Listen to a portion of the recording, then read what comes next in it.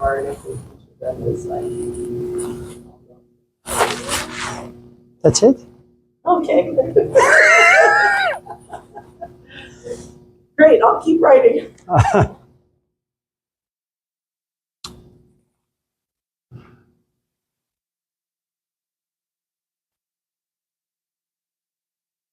Did I ever relate writing to dating in this class? I don't think so. Not that I recall. Can I do so now? Sorry. Is that okay? Yeah. Lilac, is that okay? Tell your father I said hi. Yeah. Well, yeah, I'm at an age where I just forget, which is really good, which makes everything like brand new. Alex will come to you in just a minute. Hello.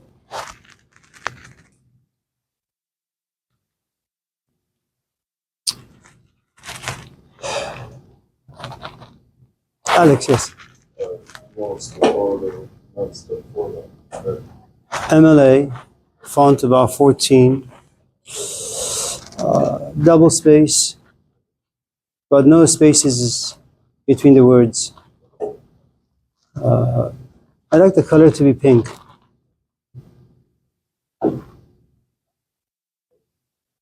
Yeah. Oh no, why are you smiling?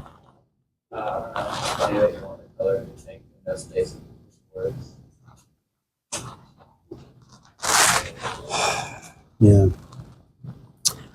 My son some years ago has said to me that he doesn't like Swiss cheese because of the holes.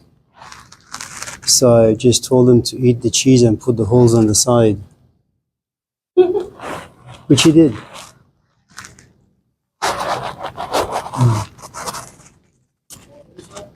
What? Oh, very young. Younger than you are. Which makes him a bit useless.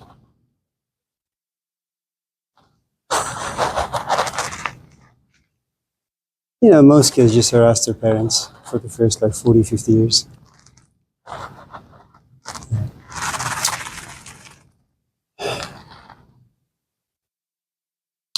Anyone else with any other questions besides writing and Cynthia?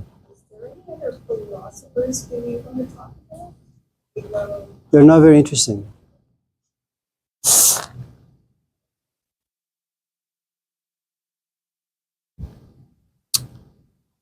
I'm sure there are. There are lots of them out there.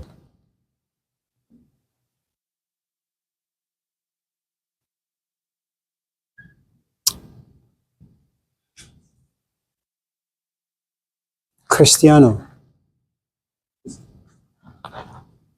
I'm sorry, I missed it. I'm sorry? Sorry, I missed it. That was Oh, it's okay.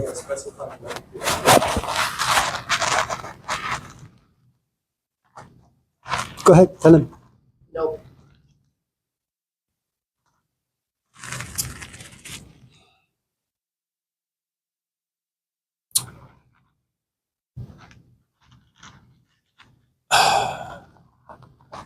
Ideas are like being in a relationship. Sometimes you're with someone who has a good amount of depth, but you happen to be not there just yet. So you find this person somewhat difficult to be with, so you walk away. Sometimes ideas are like just that. You know, they ask you some, I think, difficult questions, and you only have so much experience and stamina, so you can only write 5 lines.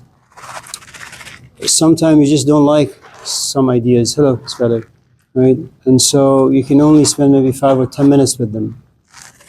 And sometimes you just happen to be in the right place, and the ideas may be very relevant for you, where you are in life.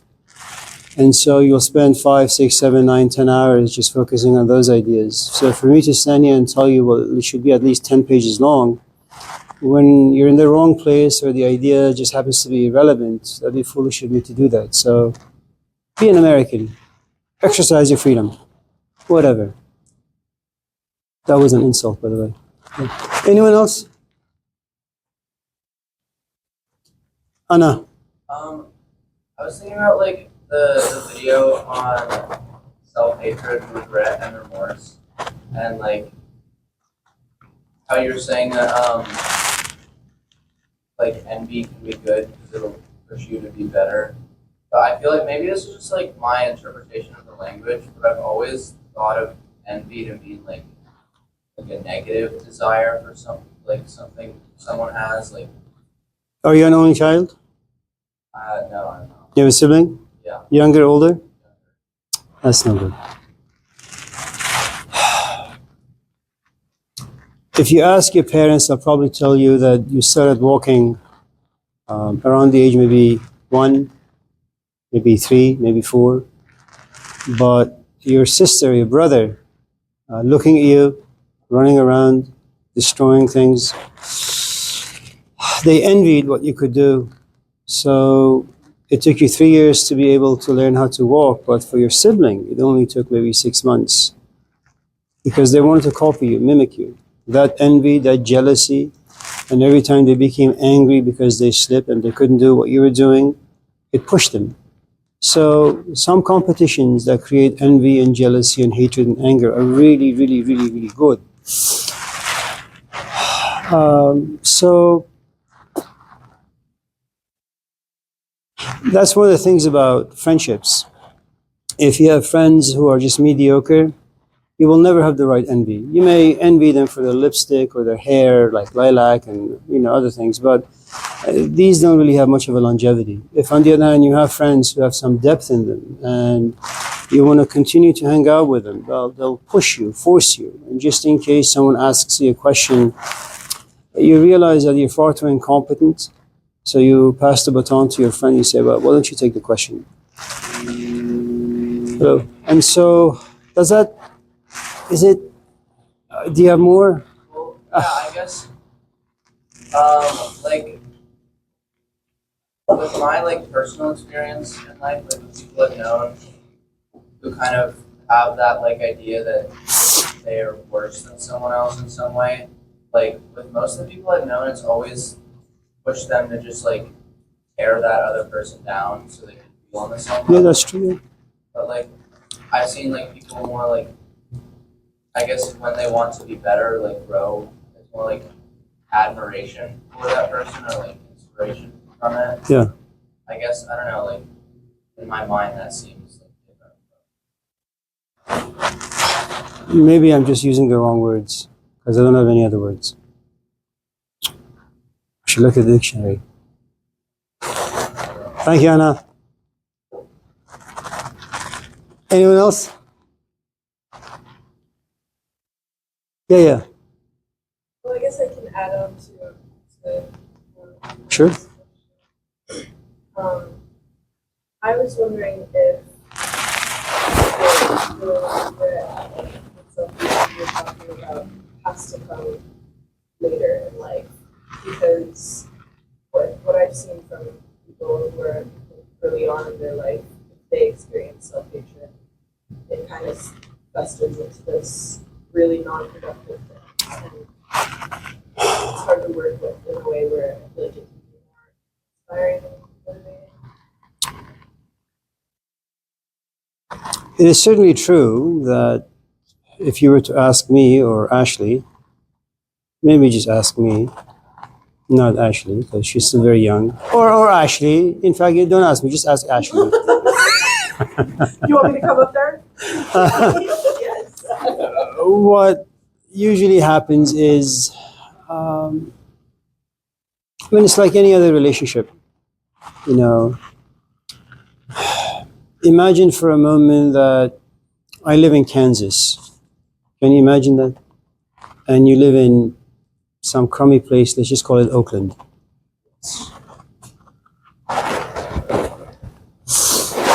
And you and I have a long distance relationship. Can you imagine that? I'm sure you can. And I love you. And you love me.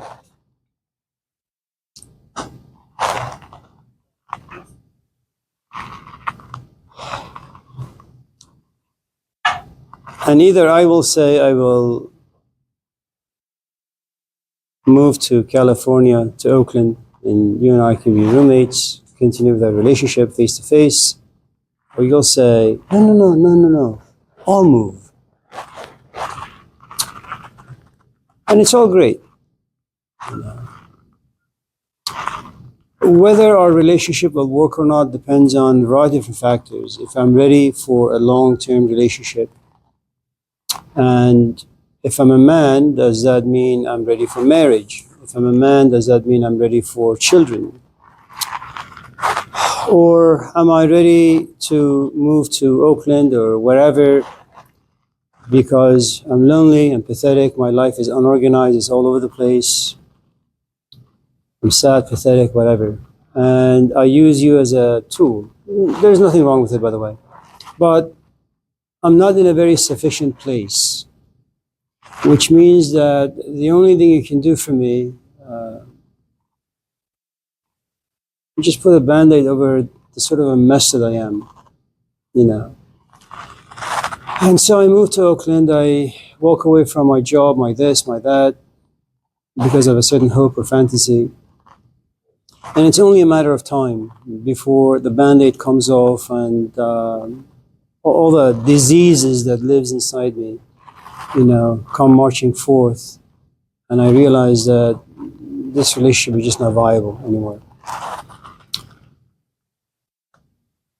And when I realize this, I have no job, I have no home, I have no money, I have nothing.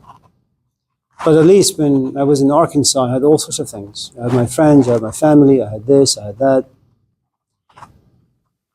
And then I sit back and I say, why didn't I know this earlier? How could I have been so stupid? You know? But none of those things are exposed right in front of me for me to see, to make some informed, you know, decisions as to which path I want to take. And like all things in life, we kind of are moved by our feelings and emotions. We move forward. Time slaps us a few times. Reflection comes forth. And reflection comes forth only when there is a good amount of pain. You know, something about your life has paused. You're pushed to think.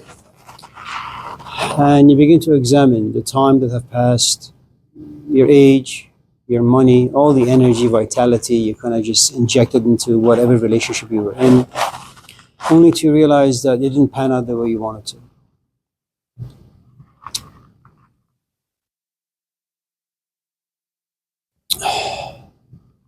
Is it going to make you depressed? Yeah. Are you going to hate yourself for having kind of shortchanged yourself? Yeah. Are you going to hate yourself for having stolen time and energy from yourself? Yeah. Are you going to hate yourself for giving your time, your youth, your energy to someone who wasn't worthy of you? Yeah.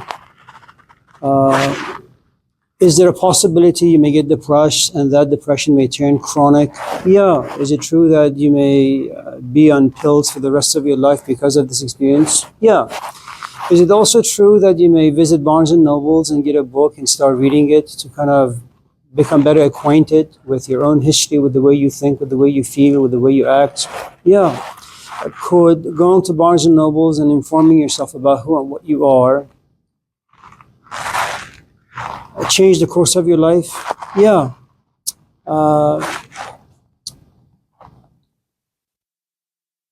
And perhaps what will happen then, you will not so much be sad about the lost relationship with a guy or a gal, but maybe the relationship that you had with, say, education. That now you say, you know what, instead of only taking 3 units a semester, I'll take 23 units a semester. And this is how you compensate. And this is what self-hatred does if you use it productively.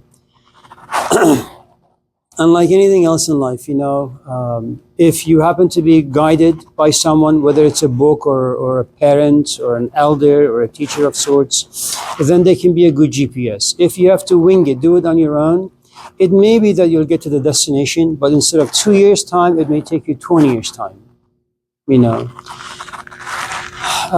There is nothing wrong with going to school at the age of 50 and getting your PhD by the time like 60 or 65. The problem by that time is that schools are not going to hire you. They want someone who's young, who's going to stay in a position for about 20, 30 years. You're almost dead. Is it true that you have a PhD? Absolutely. But what are you going to do with it? You know. So there are lots of things to consider.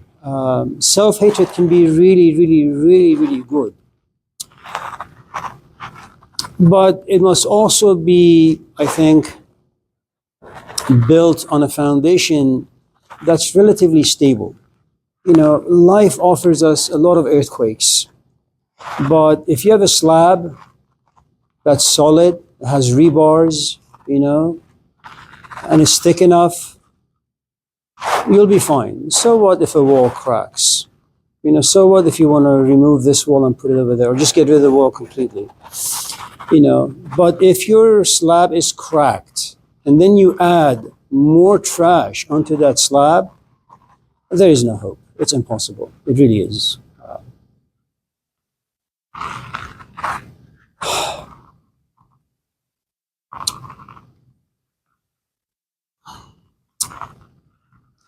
Let me kind of use this as a metaphor. There is a passage in one of the Gospels where Jay-Z says, "He who sits next to me sits next to fire." Okay.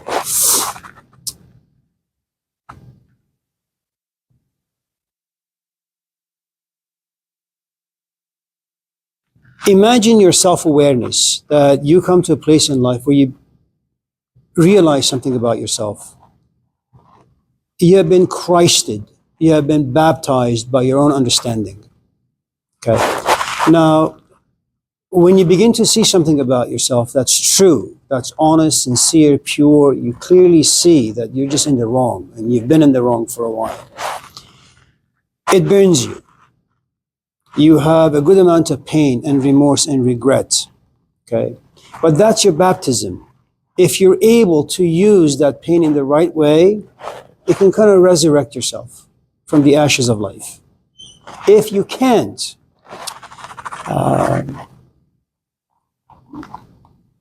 what this culture does to you, the pharmaceutical companies and all the other companies that are branched out of the pharmaceuticals,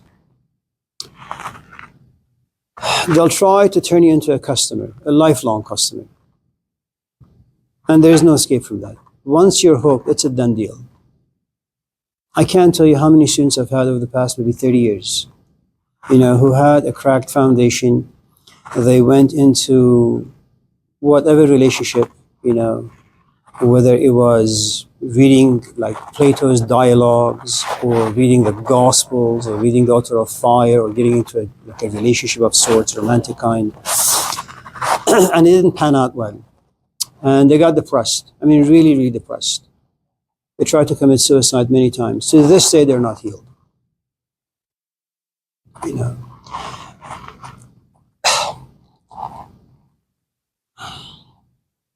You know, there are certain cultures where you can make a lot of mistakes, and that culture is very forgiving. It gives you the proper narratives. You know, the American culture doesn't give you solid narratives. First of all, it's a brand new culture. It's about 200 years old, and it takes 1,000 years at least to create stories that can create psychological meaning and belonging. You know, they're like your home. You know, you want to go to Mars, go to Mars. Just in case your relationship in Mars don't work out, there's always your parents' home. And they will always have an open door policy for you. They love you. Okay, that's what cultural narratives do. You know, just in case life betrays you, زمن بشنوی پیر آموزگار مکن تکیه بر گردش روزگار که این منزل درد و جای غم است در این دامگه شادمانی کم است. The moment you're born, the culture will tell you that this is a place of struggle. You'll find moments of joy, but happy you will never be. You know, from the time you're born to the time you die, you just have to carry the struggles, the pressures of life. You know, and when you're seasoned like that, from the time you're born, you realize, well, you don't get married for happy. You don't get a job for happy. You don't hang out with people for happy. You don't look for a soulmate. These are just stupid things to do. You know, but when you come to this culture, all these bumper stickers are sold to us. And the truth is, no one has ever been happy like that, the way this culture promises people. And so you get to get broken much faster, much harsher. And if you want to recover, you need medicine. And you need cultural narratives. You need stories. Not just pills, you need stories. You need like a support system. You need friendships. you need relatives, you need parents. And when you remove all those components from people's lives, well, there is nothing you can do for them.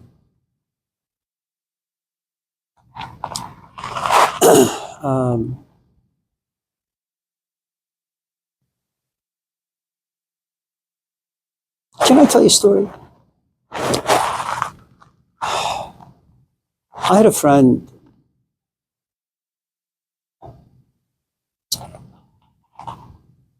She had a friend who was a nurse. Her friend was married to a Persian, and that relationship became a GPS or a model to her. She said, "You know what? I think marrying a Persian would be really, really good." So she married a Persian. It didn't go well. And then she said, maybe I made a mistake, or maybe he was just a jerk. So time passed, she was healed. She married another Persian.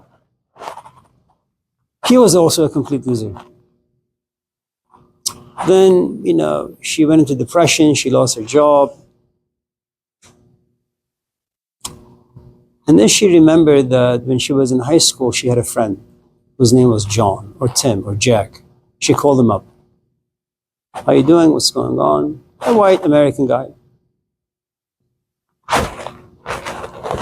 She married him. Very happy. Sometimes the images that you are modeled, can they inspire you? Absolutely. Can they create hopes and dreams? Definitely. Will you pursue them and realize them? Yeah. The problem is they may just not be the right kind for you.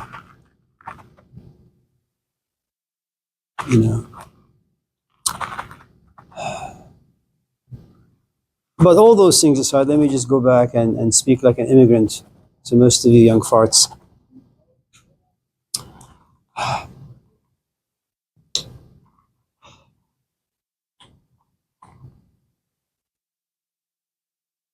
Just stay in school.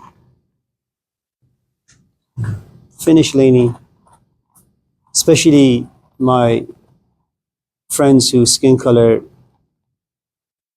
I guess these days doesn't really matter, white, black, brown, blue. Be done with Laney as soon as you can. Get yourself to a 4-year school, finish that. A bachelor's degree no longer means really anything anymore.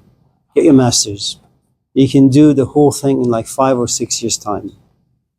Once you're done with your master's, just, okay, if you want to like smoke every day, fine. Don't get into romantic relationships. They're poison.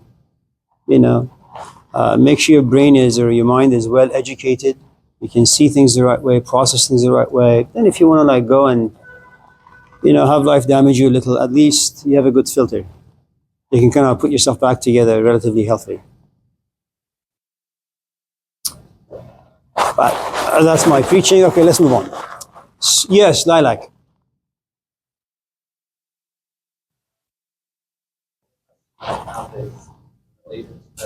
Essay? Thank God.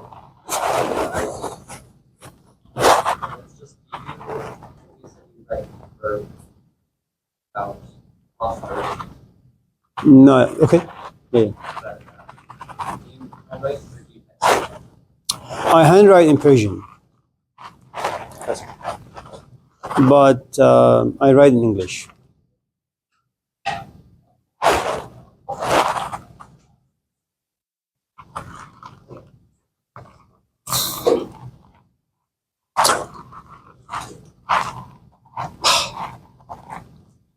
We have great poetry, but don't be interested. English is a good language. The task really is to season language with the right kind of feelings and emotions and thoughts. If you can do that, you'll be fine. You're a poet. I mean, Khalil Gibran didn't write, or maybe he did, in Arabic or Turkish or Persian. I think for the most part he wrote in English, and you cannot just pick up his book and you write his poetry. Read his poetry or prose. Beautiful. It really depends on, for lack of a better word, for your soul. The richer it is, or the richer you are, the richer your words will be, and the more intense and the more impactful. It's like having sex. You can just either two bodies grinding, you're just bored, or you actually just like someone. So.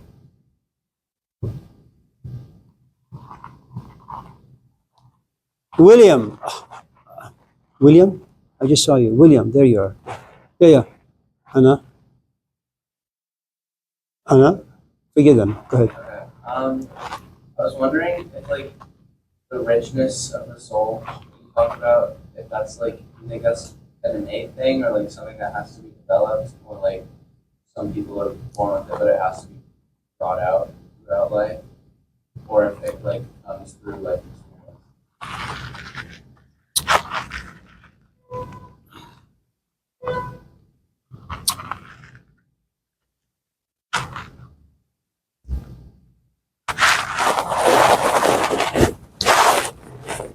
So,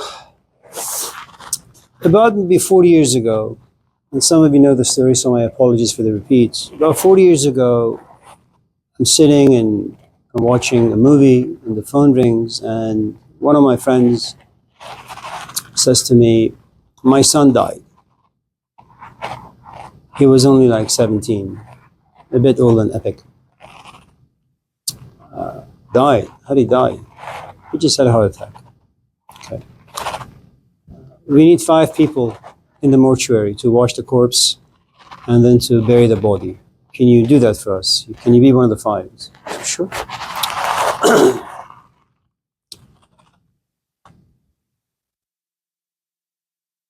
So the mother is wailing and screaming, but he is leaning against a tree, folded arms, no expression.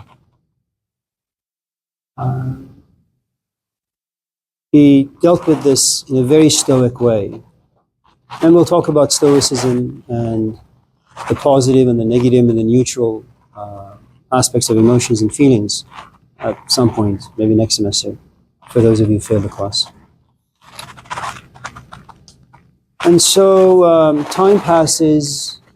He finds himself at Arco, getting some gas for the car, and all of a sudden he breaks down. You say, what's going on? He just breaks down.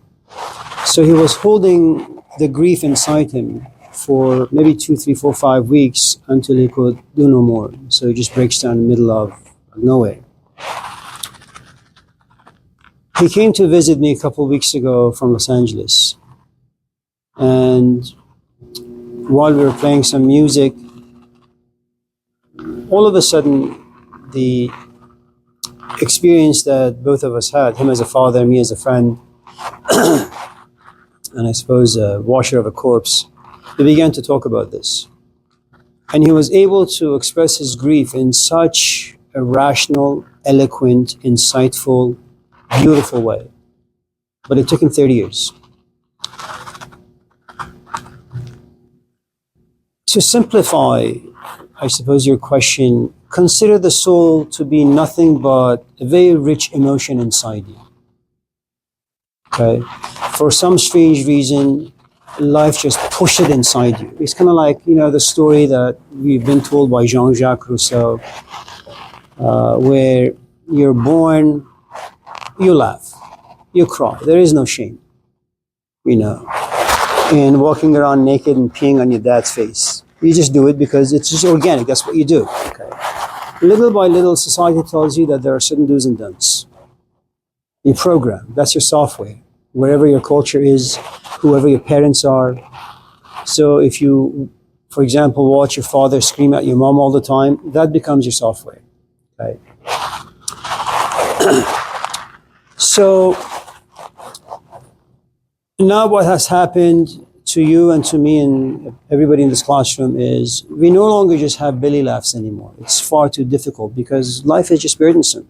The moment you wake up, you shower, you get dressed, you drag your story behind to this class, then you have to kind of tolerate me, then you tolerate the story behind to another class, then you have a job, then you have crummy friends, then you have parents telling you things you don't really want to hear, then you have your friends telling you things, you look yourself in the mirror, you look like crap. So you have all the stuff. There is no room for laughter. All you can do is just grin once in a while, And all of a sudden you're sitting by your laptop listening to some comedian, and he says something or she says something very profound. It's sardonic, it's a satire, it's something about life, but they kind of express it in a very poetic way. And for the first time in many, many, many, many months, if not years, you begin to have belly laugh. I mean, you laugh with your soul. And then when it passes, you sit back and you say, how come I can't do that more often? And I suppose the point I'm trying to make is, and you don't have to make this into a religious ideology or language. So imagine a soul being like this deep, rich emotion inside you. And it longs to come out. And we bring it out in all sorts of ways. You know, I mean, your desire to be in touch or to be in the presence of beauty, however you want to define it. You know, it's something that just engulfs you, consumes you, gives you a connection to something sublime. You know, it's like you're next to God.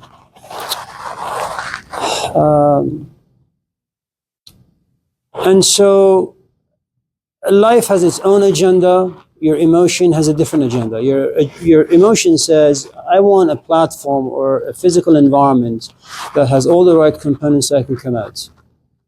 You know, where you want to like just cry, or you want to laugh, or you want to look at your dad and say, Dad, I love you, I forgive you, all those things. Okay. But life has a different agenda, which is life which wants to keep you distracted with its own ridiculous things. And then you get to be my age, you look back and you say, man, life crapped all over me. You know. And then this self-hatred, I can't do much about it. I'm far too old now. I don't have the energy to fix or reinvent myself. You know.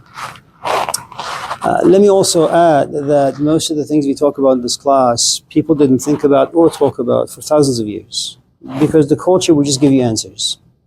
You know, whatever your issues are, the culture has like this Costco of narratives. You just go to the right aisle, pick the right stuff off the shelf, you consume it with your intellect, your emotions, and it's finished. You know, it's like my father right now is 92. He's just gonna die. And I mean, it's very, very healthy, but you know, you're up there. So what's gonna happen when he passes is that for at least maybe 3-4 months, my mom will never be left alone. Never. Not even for a moment. Everybody's going to wear black. You know, she's going to get phone calls all the time. And you realize, well, this is what the culture does.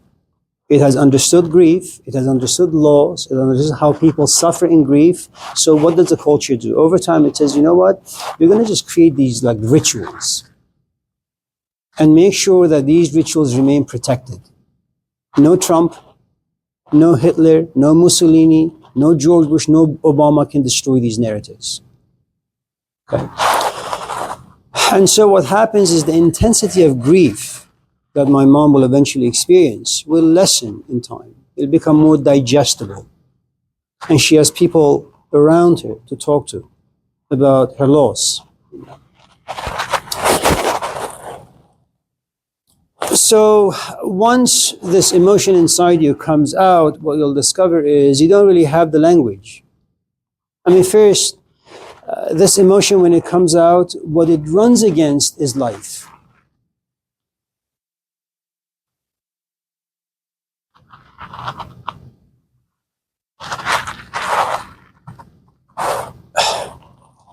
I was dismissed from one of the colleges I used to work at. It's like 25 years ago. And one of the complaints that parents had made to the dean and ultimately the vice president was that my kids are dropping all of their classes and just going to his. And this was a time where we had face-to-face classes only. And I was young enough to teach like 10, 15 classes a day. Okay, so I would be on campus from like 5 in the morning all the way till 10. And then students would come to my house for more conversation.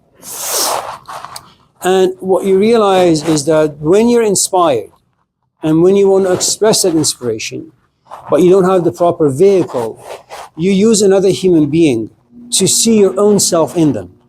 Okay. Now, what usually happens is your life, your physical life, a life that needs money, a life that needs rent, a life that needs food, a life that needs friendships, okay? All those things are put on pause. They're stopped. So inspiration always goes against life because life is mechanical. Life demands things. Life makes you responsible for things you don't want to do. I mean, Lilac's question about cultures where there are non-binary genders. How do they function? Well, for the past 275 years of this country, there have only been two sexes, two genders, a man and a woman, male and female. That's it. Now you want to add something new to it. The problem with this new thing is that it goes against about 300 years of history. It's an infant. It's a tiny seed. And no one knows if it's going to be protected, if it's going to be even lasting for too long. Okay? So what happens with inspiration is that life is eventually going to walk all over it. And if you don't have someone or support system to protect it, it'll be gone. It's going to take you some time for this inspiration to mature. And then you have to do a lot of listening, to do a lot of reading, to a lot of applying what you're reading and feeling, only to fail miserably. And if you have the patience, 5, 10, 15, 20 years, I mean, that's being healthy, having a solid platform, okay? After maybe 5, 10, 15, 20 years, you'll be able to express yourself relatively well. If I was to give you perhaps a more tactile example, I would use, I have two friends in this room. I will not mention their name. I'm not going to say like one is named Abid, the other is Kendra. Okay.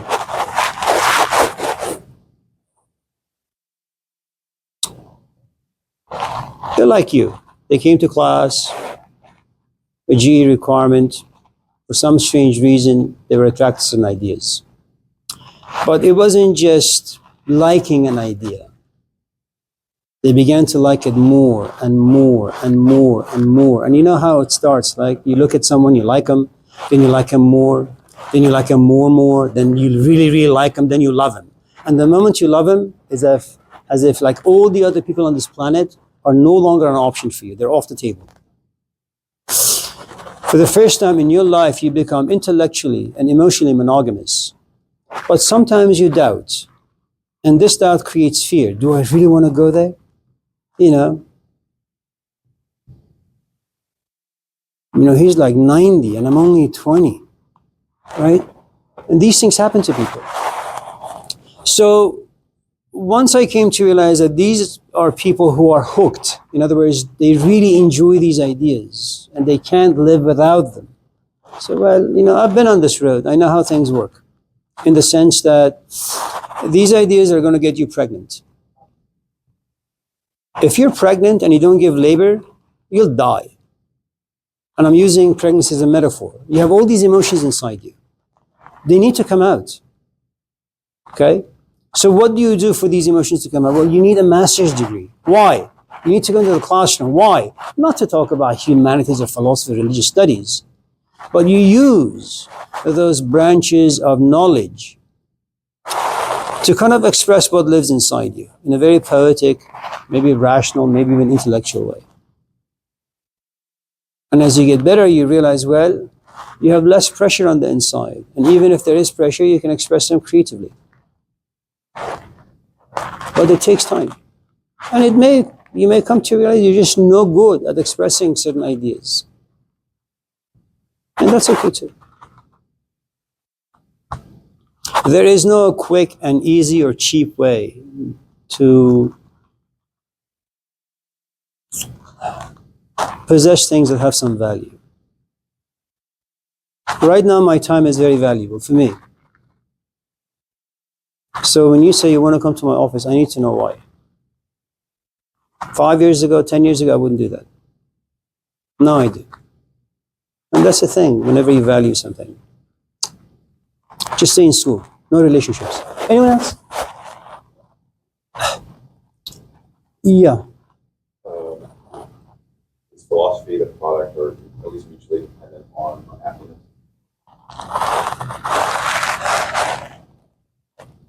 So let me approach your question differently, and it may not even be an answer to the question that you asked.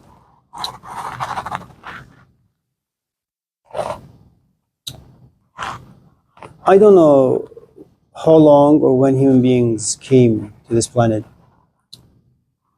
but I'm guessing we're like infants, right? You come out of something, you drop down here, and you're naked.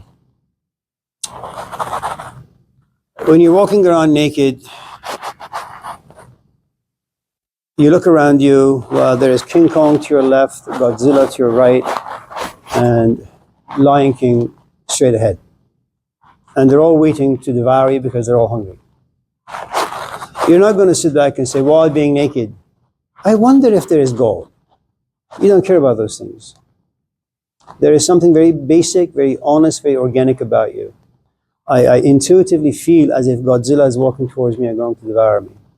And because you're a human being, a living organism, there is an intelligence inside that says, you know what, I need to protect my existence. So you run.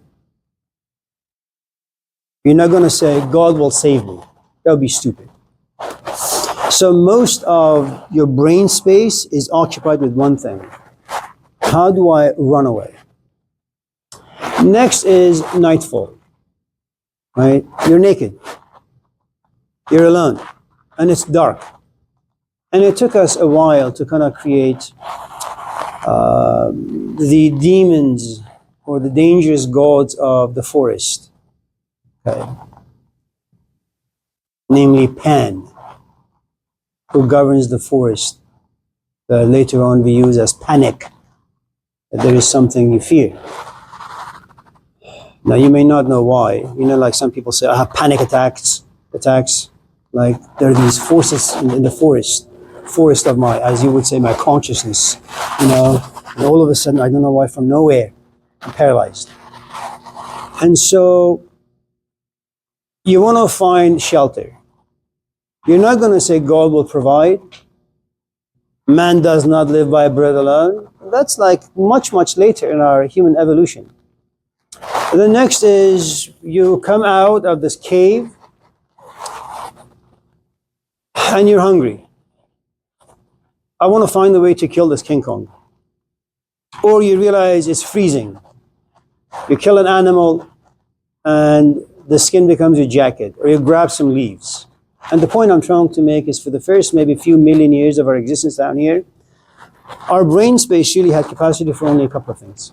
Food, shelter, and clothing. That's it. What happens when, and we migrate, because as you begin to eat more fish from the river and all fish is gone, you say, well, this land is just not habitable anymore. So you move. Now, one of the nice things about moving from place to place is the following. You have no relationship to the land. You guys know the story of Don Juan? Well, I'm not going to talk about Marquis de Sade, but one of the nice things about the nomadic people, there is no land to fight for. You don't create a relationship with the land. You know, I went back home in I don't know when, sometime. I had been here for about 20 years, and eventually my status changed. So I said, I'm going to go back home. And what lived in my imagination was this. I'm going to go back home and visit my people, my country. And I had this fantasy that I'm going to get on a plane, go there, land, and the moment I set foot in Tehran, I'm just going to like bow and kiss the floor and, you know, none of those things happened, but there was something about the smell of the streets, the old neighborhood, you know, just people who look like me. There is something to be said about that. Now, if you're a nomadic culture and you're moving from place to place, you're not going to feel that way. Nothing belongs to you.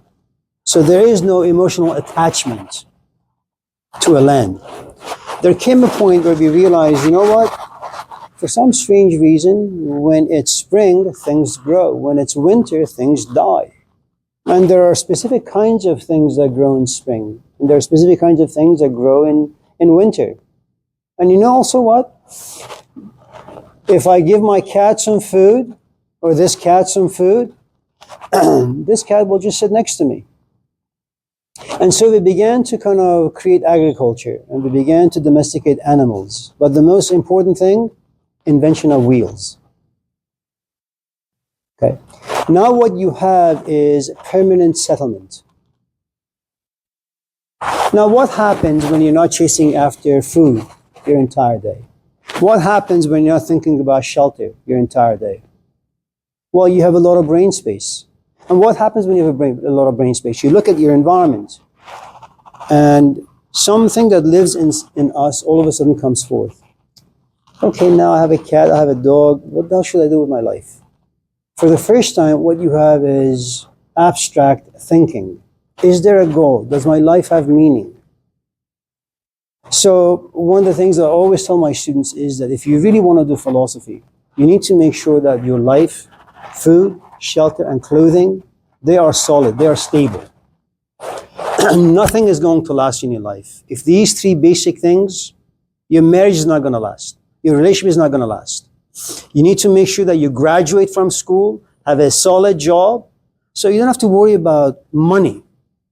You don't have to worry about rent, because every time you worry about something, okay, you're losing certain parts of your relationship, and it's not going to last for too long. So there came a point where human beings had a lot of time on their hand. Okay? And some people had the gift of sitting and thinking, reflecting.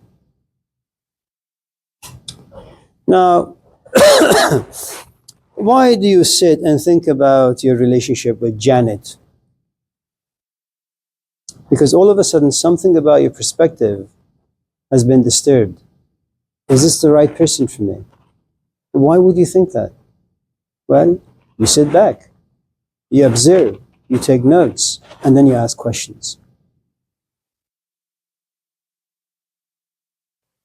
And then you have a hippie like Jesus. You know, human beings do not live by bread alone. You know, if your belly is full, you're right. But if your belly is screaming for food, what you're saying is blasphemous. You know?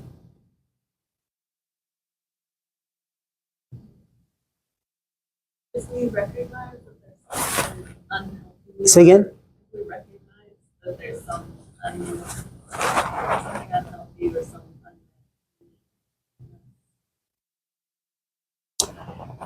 Well, given that we don't like pain too much, your organism has a tendency of shutting down. In other words, shutting that part of you that sees the deformities. There is another part which is life is busy, life is filled with stuff. Those stuff will enter your life and you will have a good amount of distraction. So even though you know that you're slowly becoming an alcoholic, life gives you enough stuff to push you into the world of distraction, and you will encounter this very fact, reality, that you are in fact an alcoholic and you need help 20 years later. So your own organism has a tendency of just forgetting things. There are things you see, there are things you know, but bearing that cross is a little too difficult. And it is painful. You know, all of us see things in ourselves and other people who are very close and intimate with us, but it's far too painful to kind of wrestle with them. So we kind of walk the other way. So when you see something, what you can take comfort in is the fact that you will forget. Just give it some time. You know, you lose a son, you lose a daughter, you lose a wife, you lose a husband, you lose a father or a mother or a companion. You will grieve, and you will think that this is going to be this frozen sea of ice. You will never forget, you will never heal. And lo and behold, one morning you wake up and it's gone. It'll take some time, but it'll go away. Okay. Now, it doesn't mean that just because it goes away, you understand what components or tools you need to make a relationship work. It just means the intensity is gone. But you being stupid still remains. Whether or not that'll change in time, that's a different story. Okay. Now, if you truly want to change, a couple of things need to happen.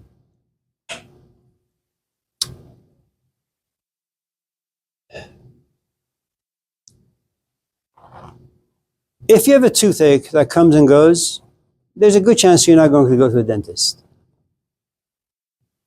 If you realize that sometimes the pain lingers on a bit too long, that keeps you from rest, from laughter, from just being engaged in life, you'll take that pain a bit more seriously.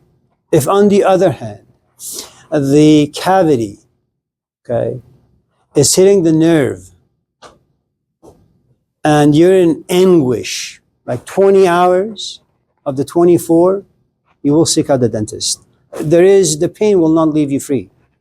It's impossible. Now, can I tell you another story that's linked to your question? It's a story about Socrates. Is that okay?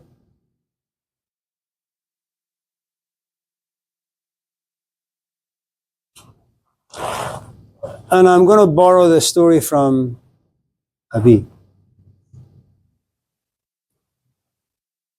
There is this mythical animal that the Greeks have. It's a Arabian stallion, and it's black with silky hair. It's beautiful. It's like Brad Pitt. Okay. They call this horse Pegasus. Now, there is something very strange about this horse, that the horse has wings, but doesn't know that he has wings. So he just walks.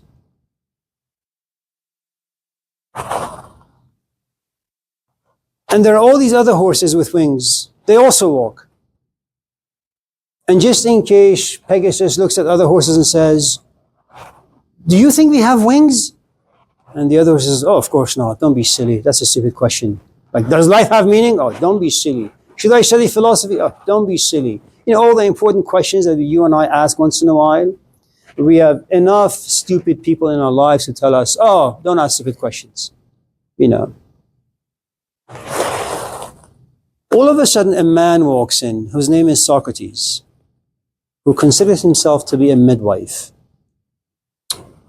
He says there is only one way for this horse to come to realize that, yes, indeed, he has wings, but he had forgotten that he has wings. There is nothing wrong with walking. There is nothing wrong with having sex. There is nothing wrong with smoking. There is nothing wrong with drinking. There is nothing wrong with being stupid. Nothing at all. But there is also this other part of you that has the ability, the potential to evolve, to grow, to be profound, to be a poet. Okay. So out of the many thousands of horses that Socrates sees, he comes upon this horse whose name is Pegasus. Pegasus looks at Socrates and says, "I like you, I don't know why." Socrates looks at this young horse and says, "I like you too, and I don't know why." Socrates is about 50. Pegasus is about like 10. So as Pegasus goes home and tells, of the event to his parents, the parents say, "Why are you hanging out with like a 50-year-old man? Is he a pedophile? Is he a Mormon? Catholic? What's wrong with him?" "I don't know, he's a really just nice guy." And once there is a good amount of intimacy between Socrates and Pegasus, intimacy does something really interesting. It's like you liking someone is multiplied by 20. You really like him now. And when you like someone, your trust in them grows. And then your faith in them grows. It doesn't mean you don't fear them. It doesn't mean you don't doubt them. It doesn't mean you're not skeptical.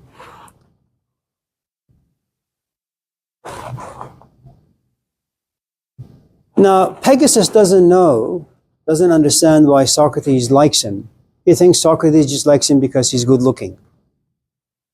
Socrates sees something about Pegasus that Pegasus himself doesn't see. Socrates sees that Pegasus has 2 wings on his sides.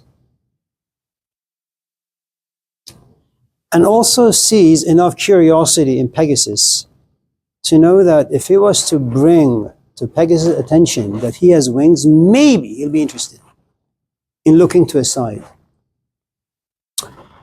So what Socrates does is creates an environment where Pegasus likes him more and more and more as the days go on. And then Pegasus one morning wakes up and he becomes like Soren Kierkegaard, fear and trembling. Should I say it to him? Should I not say it to him? Should I go to his house, knock on his door and tell him? And eventually Pegasus says, yes, you know what? Screw it. I'm just going to tell him. It's too much for me. Too big of a cross for me to carry by myself. Knocks on Socrates' door at 4 a.m. Socrates, yes, I love you. And Socrates gets on Pegasus's back, bites him. Now, no biting is pain-free, even the romantic kinds, right? Now, when there is enough love, enough faith, enough trust, it doesn't matter what your lover gives you. Everything is like honey. You take it in. Okay? The moment you say, ow, well, your body shakes. Well, when your body shakes, some things on your side are going to like move. And you're going to feel their movements. You move, you turn to your left and to your right side. What the hell are these? Wings? What are they? What are they good for, used for? Now, if you've never used something, you have no idea how to use them.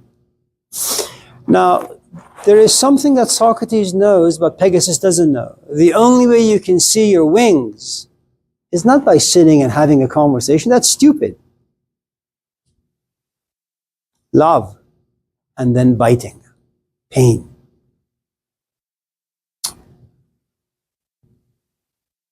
Every single day, Socrates increases the pressure of biting.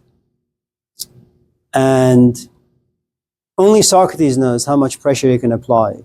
And one morning, he just gets on Pegasus' back and bites him really, really hard. And on this particular occasion, Pegasus jumps up like 5 feet, like Cristiano Ronaldo. And you know what happens when air gets under your wing? It's going to spread out. And Pegasus says, oh my God, look at these. Now, something happens when you're able to be up here as opposed to down here. For those of you in this class who've ever sat or been on a plane way up there and you look down, the houses, the fields, the cars, the people, you say, really? They're so insignificant. Are you telling me that when I go down there, I walk to my office thinking that I'm very important? I'm nothing. The higher you go, the less important, the less significant, the less value down here things will have. But Pegasus doesn't know what to do because now he's conflicted. He has access to 2 worlds now. A world that he sees through his wings when he flies, and a world that's down here. Well, he doesn't know what to do when he's in air. Because when he's up here, everything down here is useless. When he's down here walking, he remembers how it feels to fly, and he condemns himself for walking. But Socrates is not going to leave Pegasus alone. You know why? Because Pegasus is the creation of Socrates. Without Socrates, there is no wing. Without Socrates, there is no pain. Without Socrates, Pegasus will not fly. Will just walk from point A to point B and then die. Pegasus will never be a poet, will never be a philosopher, will never be a social activist. Now that Socrates has created this conflict inside Pegasus, he says, I'm not going to let my image inside Pegasus die. I don't care if Pegasus likes it or not. I will bite him. And he does. Every morning, Pegasus gets bitten by the fangs of Socrates 15, 20 times. And every time the pressure of the biting increases, Pegasus flies higher and higher and higher. See, right now, when your boyfriend leaves you and you become sad, sadness creates darkness, depression, loneliness, self-hatred. But then you read books about relationships. Then you read books about sadness. You read books about isolation and grief and darkness and loneliness. And all of a sudden your emotions now have language. Now once in a while you sit and you write your own poetry about sadness. And then your friends call. Let's go hang out. You say, no, I like to be sad because when I'm sad I write poetry. But it took you about 5-10 years. And there comes a point where you say, Dard bar man riz o darmanam makon chun ke dard tu z darman khoshtar ast. I don't want remedy, just give me pain. The more pain I have, the more creative I become. The more pain you give me, the more reflective I become. The more religious I become. You know. And so there comes a point, and this is the most mysterious part of the whole story. Socrates wakes up at 4 a.m. to walk to Pegasus' house. As he opens the door, there stands Pegasus. Why are you so late? I was waiting for you at 2. Why? Bite me. Now Pegasus asks to be bitten because he knows how wonderful it is to fly. And the higher Pegasus goes, the closer to the sun he gets. And there comes a point where Socrates says, I don't need to bite you anymore. There is enough pain inside you, and there is enough experience inside you, and there is enough intensity of emotions inside you, where those will just bite you on their own. You know, like self-drive Teslas, or whatever car, you're on self-drive now. You don't need to be bitten from anyone from the outside. You bite yourself enough. And then what happens is Icarus flies all the way to the sun. Just before he gets to the sun, something transforms him. He becomes this man named Icarus, a man made of wax, like a candle. And the closer he gets to the sun, the quicker he melts. And as he completely melts, he falls back to earth. But now he understands 2 things. People can have the ability to walk. They can also have the ability to fly. Flying is painful. Okay? That pain can only be given by Socrates and no other. That's like the Jesus Christ of the Greeks. Okay? So, sometimes, if you come to appreciate what pain is and what it does for you, then what you realize is that even though you may want to forget, there's a part of it that says, no, don't forget. You have enough awareness to keep the pain alive. But initially, you forget. Does that?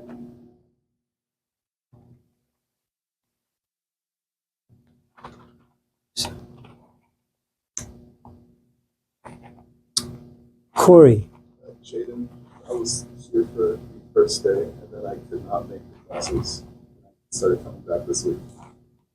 I was wondering how somebody consumed by apathy, just how could they find the pain to motivate them? Oh, you can't.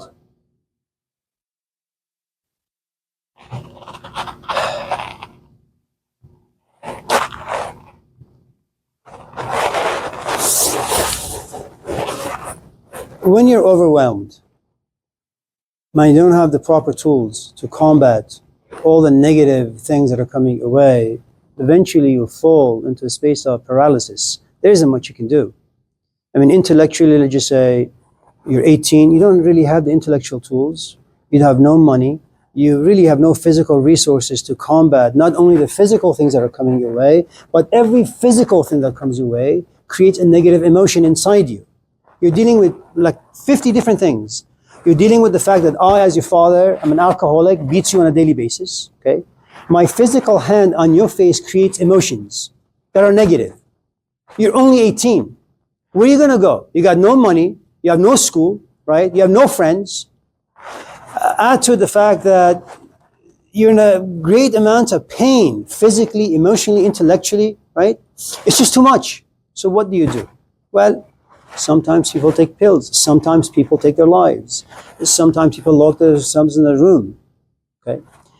One of the nice things about understanding apathy and just being overwhelmed is you're not going to be duped or deceived by any therapist, by any book, by any charlatan who tells you if you do A, B, C, D 2 months later, you'll be done. You'll overcome all this stuff. No. Okay? Understand that you're in a ring with Mike Tyson. Okay? If you're dealing with a whole host of negative things in life, that's Mike Tyson. And you're no match for Mike Tyson. Okay? So the best thing you can do, once you walk into this ring, once you know me as your father, I'm coming home and I'm going to be abusive, you have a couple of options. You can either be arrogant, stupid enough to say, today I think my skin is thick enough. Don't do that.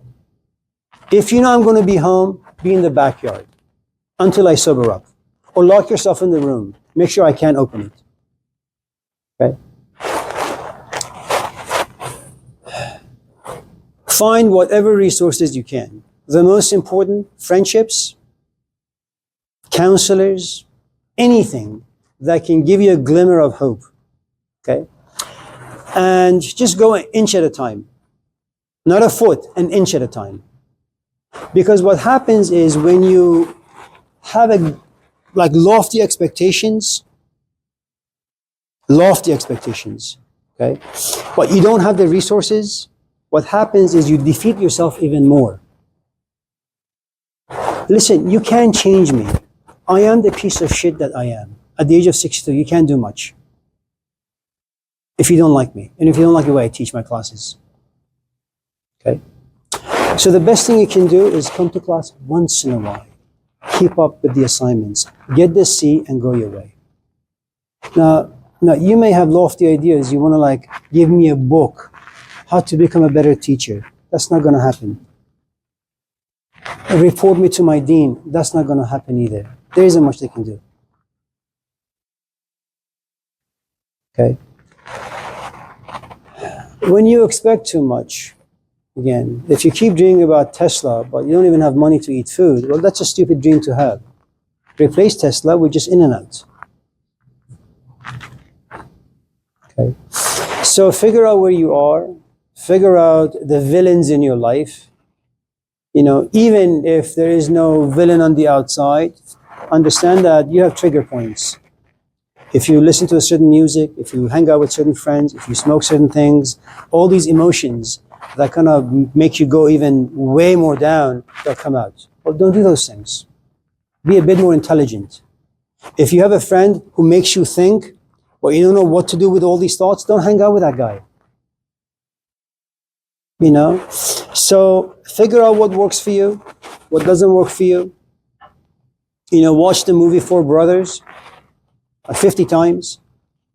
How could a white woman adopt 4 kids, 2 white, 2 black from different neighborhoods?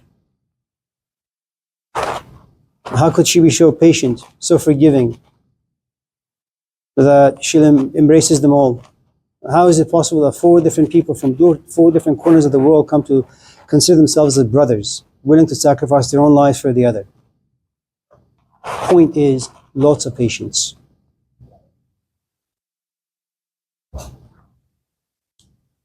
Make friends.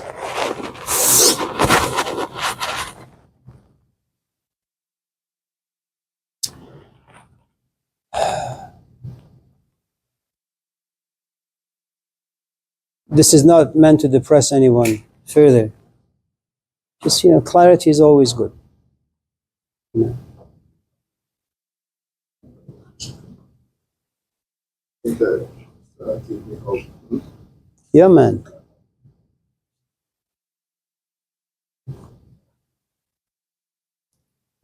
Ashley, where are you going? My next class. Which is what? studies. What do you mean? 10 minutes. I'm so sorry to hear that. You should run then. Yeah.